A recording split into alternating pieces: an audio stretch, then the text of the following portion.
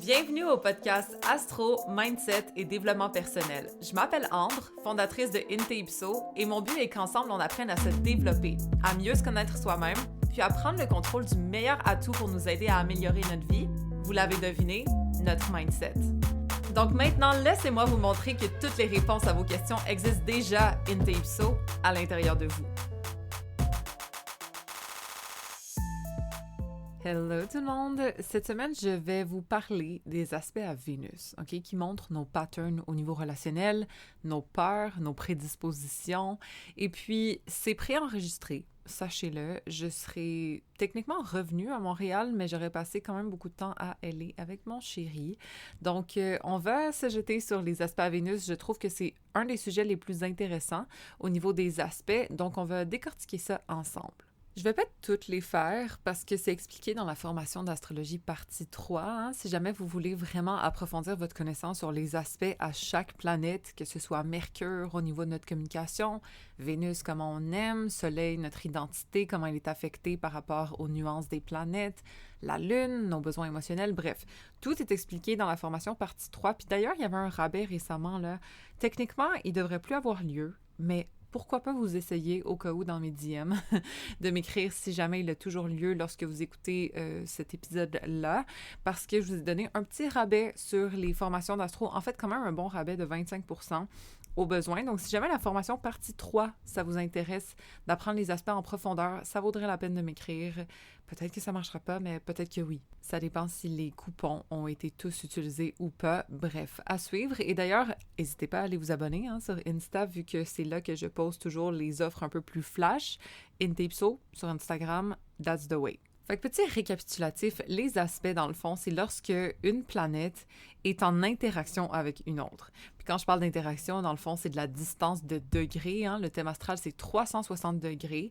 Mais parfois, lorsque Vénus est à, 15 degrés Lion et que Mars est à 17 degrés Lion, on peut considérer que c'est un aspect de conjonction, exemple. Il y a l'épisode de podcast 88 et 89 qui parlent des aspects. En passant, si jamais ça vous intéresse, d'avoir un petit podcast là-dessus, ça peut peut-être aider. Mais bon, quand on parle d'aspects à Vénus, ça va être notre comportement relationnel qui va être nuancé par des aspects à d'autres planètes.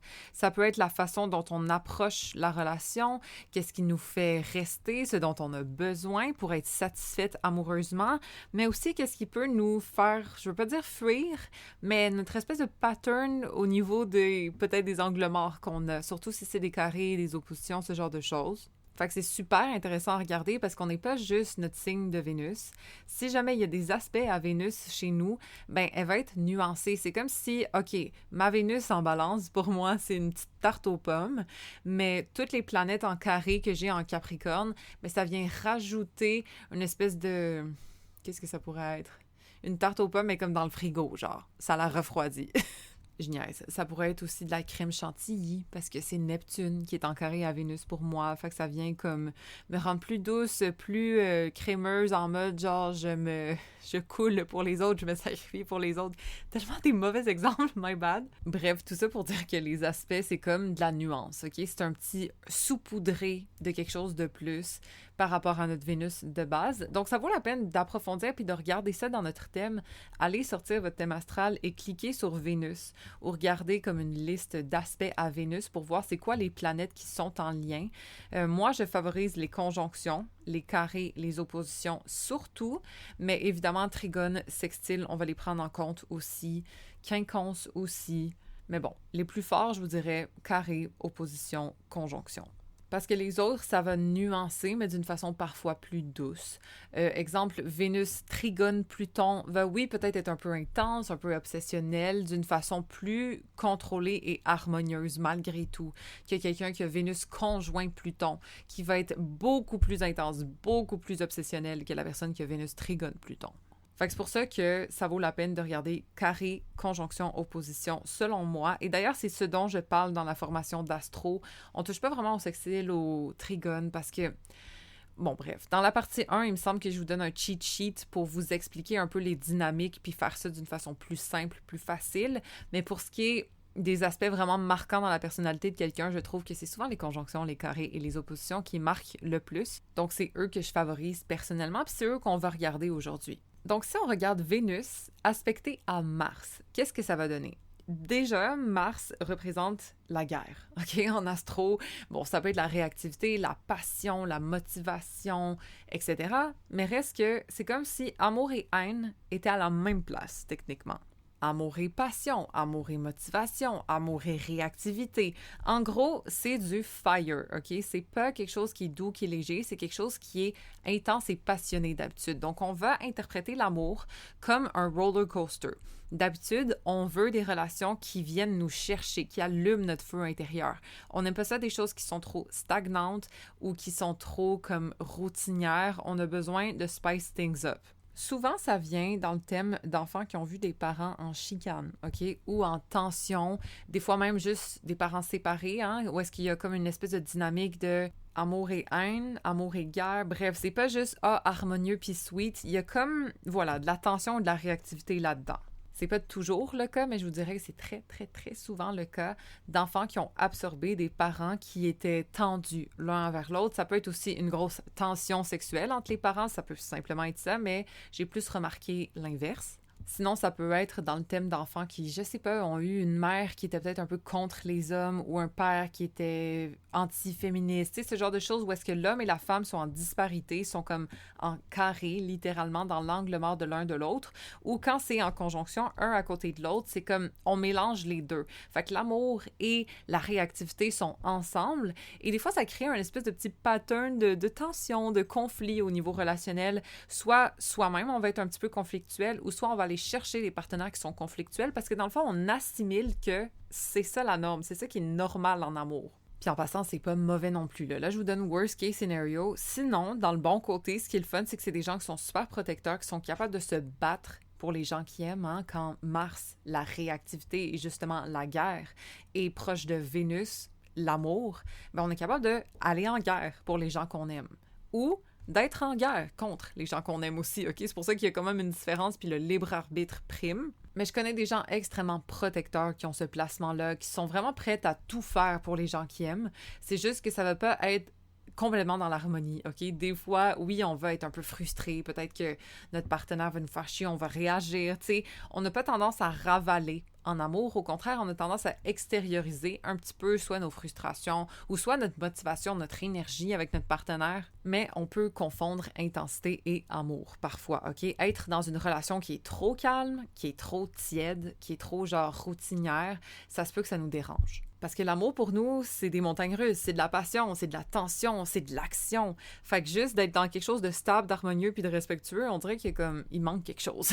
Puis c'est pas pour dire qu'on va juste chercher des problèmes, OK? Vraiment pas. Mais on a besoin d'un peu de sparks. De temps en temps, on a besoin d'un petit conflit sain. On a besoin de peut-être une petite compétition avec notre partenaire pour que ça rallume la flamme un peu. Une vie sexuelle qui est quand même active. Pour qu'il y ait cet entretien de tension / de passion-là dans notre couple. Parce que sinon, ça se peut qu'on s'éteigne. Fait que de faire des activités avec notre partenaire, peut-être de se dépasser ensemble, d'être genre des winners ensemble, de se motiver et tout, ça peut être excellent.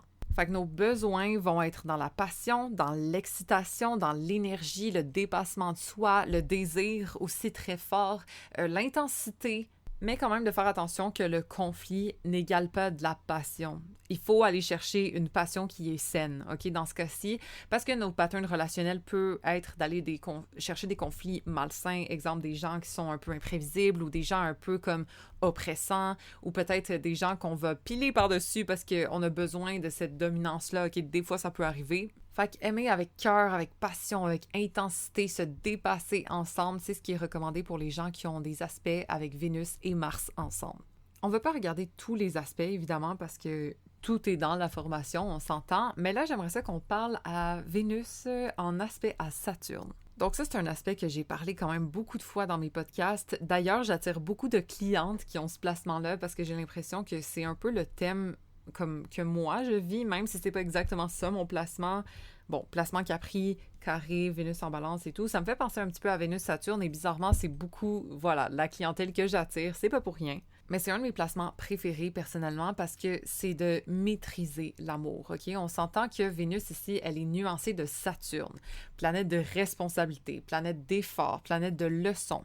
Donc, l'amour n'est pas nécessairement facile donné dans ce placement-là. Au contraire, il faut qu'on travaille pour, mais pas de la façon qu'on pense. Souvent, d'ailleurs, notre réflexe subconscient, ça va être de penser qu'on doit travailler pour être aimé, qu'on doit en faire beaucoup pour mériter l'amour, qu'on peut pas juste être soi-même, là. Il faut qu'on soit en mode soit de performance ou de plaire ou d'atteindre les attentes pour qu'on sente qu'on mérite l'amour, OK? Donc, c'est des gens qui sont très travaillants en couple, mais au contraire, ce qu'ils doivent travailler, c'est à s'aimer eux.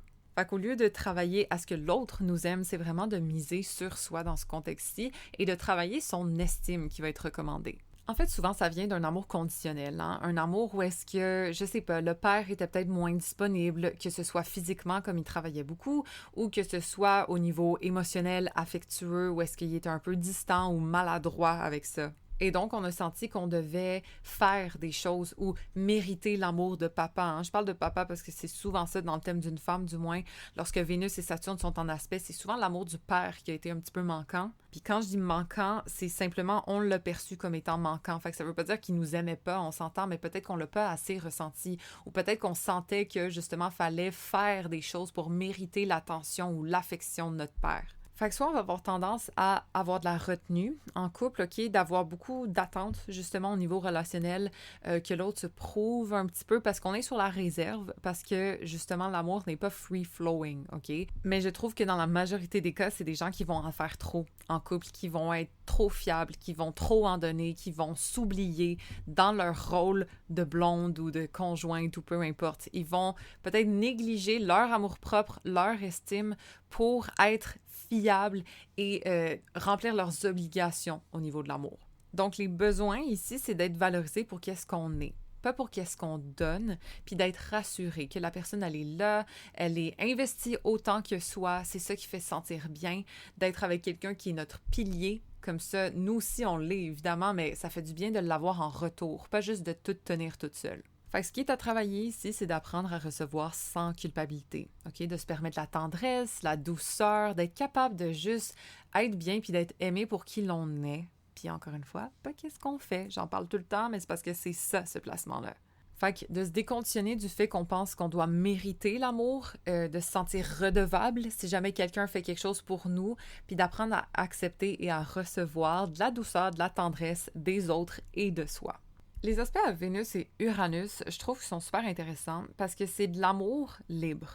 Mais souvent, ça vient d'une base où est-ce que l'amour a été un petit peu instable dans notre vie. Soit on avait un parent qui des fois était là, des fois était pas là, des fois nous donnait de l'affection, des fois était comme trop occupé ou détaché. Mais souvent, le fondement, c'est une base d'instabilité ou d'imprévisibilité relationnelle qui fait en sorte qu'on doit se détacher pour se protéger. Parce que, étant donné qu'on n'a pas pu s'appuyer sur quelque chose de fiable, ça fait en sorte que, être proche de quelqu'un, être intime avec quelqu'un, être vulnérable avec l'autre amoureusement, ça fait peur parce que peut-être qu'il va partir. Fait que très souvent, il y a un pattern de gens qui vont s'attacher à du monde qui sont indisponibles. Moi, je l'ai vu beaucoup dans des femmes, exemple, qui dataient des hommes qui étaient déjà en couple ou proches de se séparer, parce que c'est plus facile à se rapprocher d'un homme qui n'est pas disponible 100% émotionnellement. C'est twisted, mais c'est souvent le cas. Ou genre, ça peut être des gens qui ont des relations à distance. Exemple, tu sais, un pattern peut-être un peu plus sain, ça va être de la distance, pas de la fusion, OK? Uranus a besoin de respirer. Mais souvent, la peur là-dedans, c'est de la peur d'intimité, OK? De la peur de se montrer vulnérable, de la peur d'être dépendant de l'autre. Fait qu'on préfère se dire, bof, j'en ai pas besoin, tant pis, je m'en vais, bye. Comme le plus qu'on est prêt à rebondir et qu'on n'a pas d'attente, c'est justement le plus qu'on n'est pas déçu. Mais l'affaire, c'est que des fois, c'est dur de créer des relations où est-ce qu'on va être vraiment tissé, serré, solide et intime parce qu'on se donne même pas la chance de le faire. On a besoin de respirer notre air, on a besoin comme d'être détaché un petit peu. Mais ça, la peur subconsciente là-dedans, c'est vraiment la peur du rejet, la peur de l'intimité qui va être brisée éventuellement. Fait que ce qu'on doit apprendre, c'est être capable d'aimer sans fuir, OK? De trouver une relation stable peut-être, mais qui nous laisse de l'air, parce qu'on a le droit là, de vouloir respirer notre propre air, comme c'est pas juste pas sain, là, on s'entend, mais il faut pas non plus saboter qu'est-ce qui fonctionne, puis la proximité émotionnelle qu'on peut avoir avec les autres. C'est pas juste de se protéger en tout temps, c'est d'apprendre aussi à rencontrer l'autre de façon plus intime et de se sentir toujours à l'aise là-dedans. Fait qu'au lieu de fuir si jamais les choses deviennent sérieuses ou au lieu de comme étouffer dans quelque chose qui est peut-être stable, dans le fond, c'est d'être capable de se trouver de la stimulation, un petit peu de moments d'isolement, peut-être oui, d'indépendance, ok, on s'entend que ça fait partie de leur personnalité malgré tout, mais de ne pas avoir peur de se rapprocher de l'autre, ok? Parce que c'est quelque chose qui est à maîtriser à l'intérieur de eux. C'est souvent des gens aussi qui sont non conventionnels en amour. C'est pour ça que relations longue distance, bisexualité, homosexualité, des fois, ça peut être ça. On aime à notre façon, on aime les gens qu'on a envie d'aimer. Ça peut être des sapiosexuels, ça peut être des gens qui aiment la personnalité simplement et non un sexe, une personne a les cheveux bruns, aux yeux bruns, comme ils ont pas trop de type d'habitude, c'est des gens qui sont quand même ambivalents, puis qui vont aimer, encore une fois, l'individu et non nécessairement les critères. Et surtout, dernière chose à faire avec Vénus-Uranus, c'est leur dire qui ils doivent aimer, ok? Que ce soit « Ah oui, lui, il est tellement beau, puis il est tellement gentil, comme on aimerait ça que tu le dates. » Genre, exemple, je sais pas, des parents qui nous disent ça. Puis « Ah, c'est quand que tu vas te marier, tu sais, t'as 30 ans, là, t'es dû. » Comme, la dernière chose que Uranus et Vénus veulent faire dans ce contexte-ci, c'est suivre les normes. Elles veulent aimer à leur façon. Fait que de les obliger dans un sens, là, ça marche pas avec eux. Mais pour être en couple, simplement, des fois, on peut pas juste faire comme on veut. On s'entend qu'on doit collaborer, on doit faire des compromis. Fait que des fois, c'est des choses que ces personnes-là peuvent travailler parce que c'est pas nécessairement de leur nature. Ça veut pas dire qu'ils veulent pas faire de compromis zéro, là, mais ils ont plus tendance à, si jamais ça leur convient pas, ils passent à autre chose. Fait que le but, c'est d'apprivoiser l'amour tout en gardant notre liberté, d'être capable de respecter notre identité individuelle, ainsi que de respecter le couple en même temps. Les aspects de Vénus et Neptune, j'en parle tout le temps, hein, c'est le syndrome de la sauveuse, mais là, on va regarder Vénus et Pluton, parce que ça, c'est de l'amour transformationnel, mon ami. Ça, c'est de la faute à mon chum. Il niaise tout le temps, puis il prend une espèce de drôle de voix, fait « Hey, mon ami », comme bref. Là, my bad, c'est sorti en podcast. Mais en gros, Vénus égale amour, on s'entend, et Pluton égale intensité, obsession, transformation. Fait que très souvent, les gens qui ont un Vénus aspecté à Pluton vont se transformer à partir de leurs relations. C'est pas des relations qui sont légères, c'est des relations qui sont profonde, mais d'une façon parfois qui peut être destructrice ou parfois qui peut être régénératrice. Fait que c'est des personnes qui vont aimer fort, c'est des personnes qui vont aimer profondément, genre viscéralement, littéralement, puis avec beaucoup, beaucoup de passion. Puis elles en veulent beaucoup de l'autre, OK? C'est quasiment de l'obsession. Des fois, je veux rentrer dans tes veines, je veux tout de toi, genre, voilà, OK? C'est pas à moitié. Mais leur plus grande peur, c'est la perte de contrôle. Donc, c'est souvent des gens qui peuvent parfois être jaloux ou parfois être un peu possessifs ou, tu sais, comme contrôlants. Ça arrive, c'est pas obligé. Des fois, ils peuvent dater des gens qui sont comme ça aussi. On peut faire de la projection, ça arrive. Mais en gros, on aime tellement fort puis on donne tellement tout en amour que si l'autre nous trahit, ça nous tue. Fait qu'on veut garder le contrôle pour être sûr que ça arrive pas. L'affaire, c'est que le plus qu'on veut garder le contrôle, le plus on le perd des fois, hein, et c'est le pouvoir transformateur de Pluton. C'est de perdre pour renaître d'une façon qui va être beaucoup plus puissante qu'avant. Ça veut pas dire que tous les gens qui ont des aspects à Vénus et Pluton vont expérimenter de la perte ou comme de la transformation en amour, mais en général, que ce soit d'une façon consciente, subconsciente, à travers des épreuves petites ou grandes, mais dans la majorité des cas, je vous dirais qu'il y a quand même de la transformation qui a lieu. Certains ça va être plus important que d'autres, on s'entend. Mais l'amour est juste pas léger, OK? Il est profond, il est deep, il est intrinsèque, il est genre viscéral, justement. Fait que c'est sûr que quand on a un amour comme ça va venir nous affecter. Ça veut pas dire que on va nécessairement être détruite, mais ça veut dire que quand même, on peut pas juste dire « Ah ben tant pis, c'est pas grave, on continue. » Comme ça vient nous chercher loin, là. Fait qu'il faut faire attention de ne pas confondre intensité, profondeur et sécurité. Parce qu'on peut laisser l'autre exister à l'extérieur de soi et se sentir sécure là-dedans aussi. On ne possède pas les gens vont pas plus nous aimer si on les tient très fort, justement. Donc, c'est d'apprendre à se détacher un petit peu puis à faire confiance à l'autre et aussi à la vie. Parce qu'on a beau faire tout pour que cette personne-là soit proche de nous, intime, dévouée, etc. Si cette personne-là, exemple, veut nous tromper, il va le faire, là. OK? Il n'y a rien dans notre contrôle, justement. Fait que d'apprendre à lâcher prise, ça fait vraiment partie des travails de Vénus-Pluton. Parce que je pense que la plus grosse blessure qu'ils peuvent vivre, c'est de l'abandon puis de la trahison, justement. Fait qu'on veut absolument ne pas vivre ça et donc on s'attache très fort.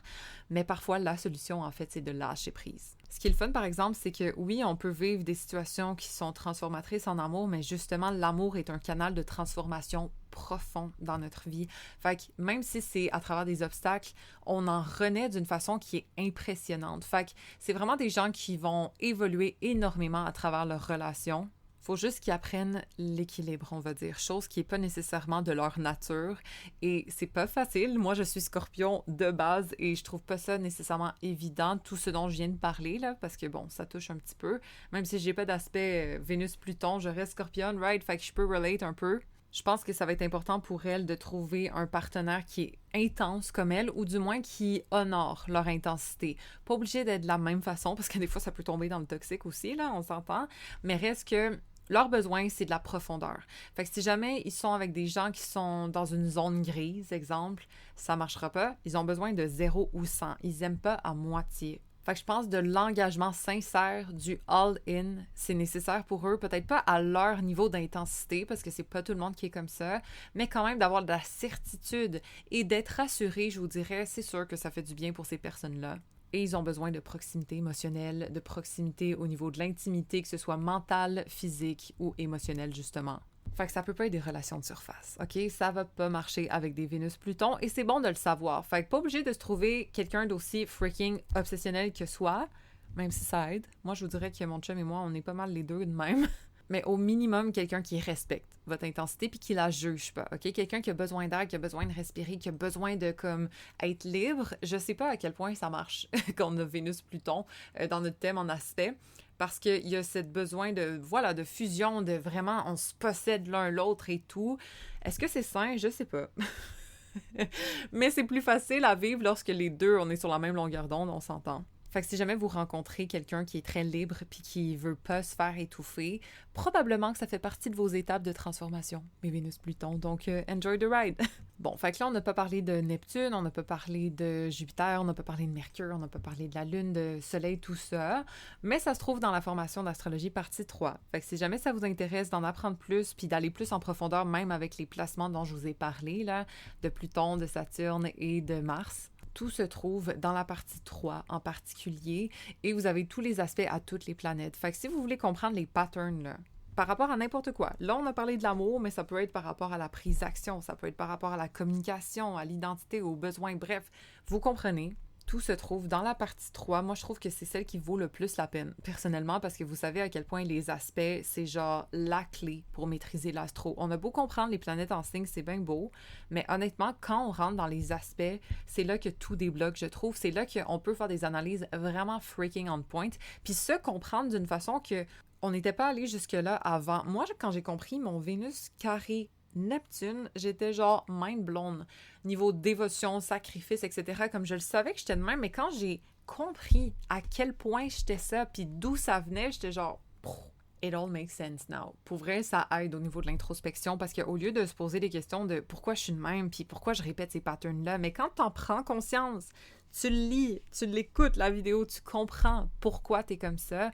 Moi, je trouve que c'est beaucoup plus facile de travailler dessus que lorsque ça reste dans notre angle mort. Puis d'ailleurs, c'est souvent le cas avec les planètes en carré ou en opposition. C'est pas des choses qu'on a dans notre conscient, comme oui, on le fait, puis on est comme conscient qu'on le fait, mais ça reste dans une ombre, on va dire, de soi. Peut-être les conjonctions, moins. C'est vraiment ça qu'on est.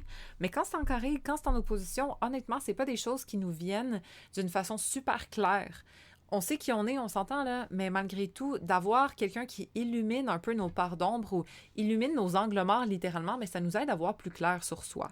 Et de commencer à travailler là-dessus pour éviter les patterns. Mais mon Dieu Seigneur, qu'est-ce que j'aurais fait si j'aurais pas compris Vénus, carré, Neptune, ça veut dire quoi pour moi? Vénus, conjoint Chiron, ça veut dire quoi pour moi? Comme relationnellement, je serais encore dans les mêmes genres de patterns, à répéter les mêmes genres d'erreurs, je suis persuadée.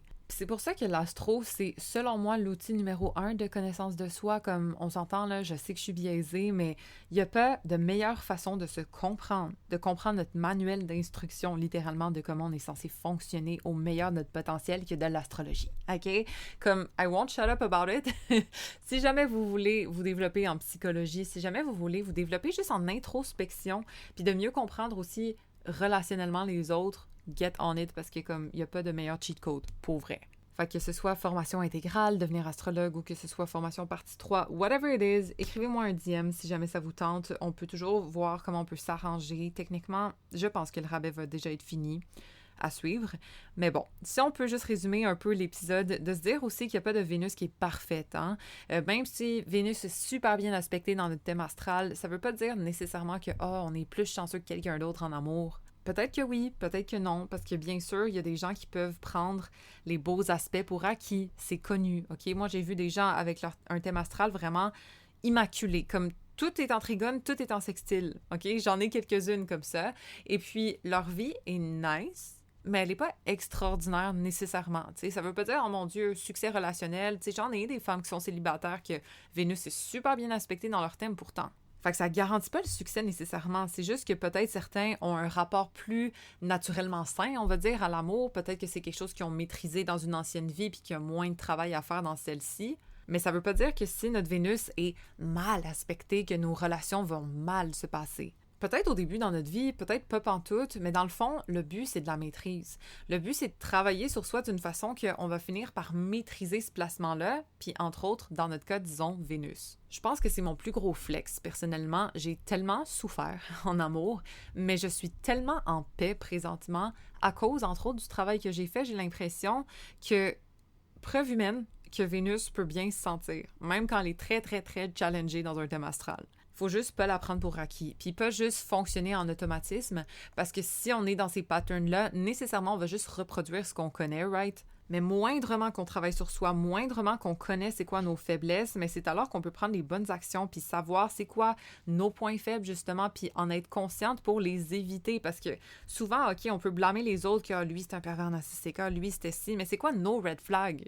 Est-ce que moi je sais que c'est mes lunettes roses, exemple mon red flag, fait que je fais attention à ça. Puis quand j'ai commencé à dater, j'essayais d'être le plus réaliste possible. Parce que les gens qu'on rencontre sont une réflexion de nous, hein. Il n'y a pas de hasard dans la vie. Fait que si on attire un pervers narcissique, c'est parce qu'on est prête à être une victime. Genre, OK?